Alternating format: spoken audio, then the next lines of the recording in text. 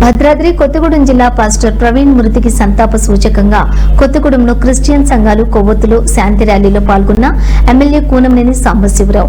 ఈ సందర్భంగా క్రిస్టియన్ సంఘం పెద్దలు మాట్లాడుతూ ప్రవీణ్ పగడాల హత్య మతోన్మాద చర్యగా భావిస్తున్నామని, తక్షణమే పాస్టర్ ప్రవీణ్ హత్యకు కారకులైన వారిని శిక్షించి వారి కుటుంబానికి న్యాయం చేయాలని డిమాండ్ చేశారు.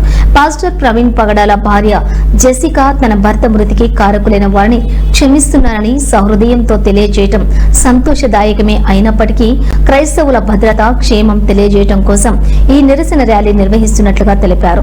శాంతి సామరస్యాలు కాపాడాలని, కులాలు మతాలు ఏవైనా మనిషిగా చూడాలని కొత్తగూడెం ఎమ్మెల్యే కూనంనేని సాంబశివరావు స్పందించడం పట్ల హర్షం వ్యక్తం చేశారు.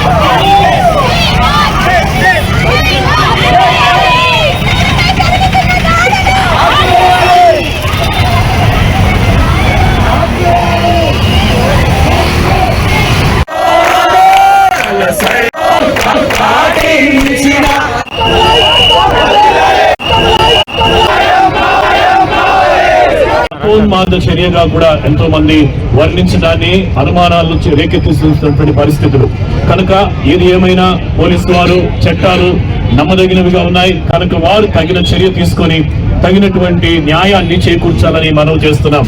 అలాగనే వారి భార్య గారు మరి జెసికా ప్రవీణ పగడాల గారు వారు క్షమిస్తున్నారు, వారు ఎవరైనా సరే వారిని క్షమిస్తున్నాను అనేటువంటి ఒక సహృద భావాన్ని వారు వ్యక్తపరచడం ఎంతో సంతోషదాయకం. అయినప్పటికీ కూడా క్రైస్తవులందరి భద్రత క్షేమము కొరకు ఈ యొక్క నిరసన ర్యాలీని తెలియజేయడం జరిగింది.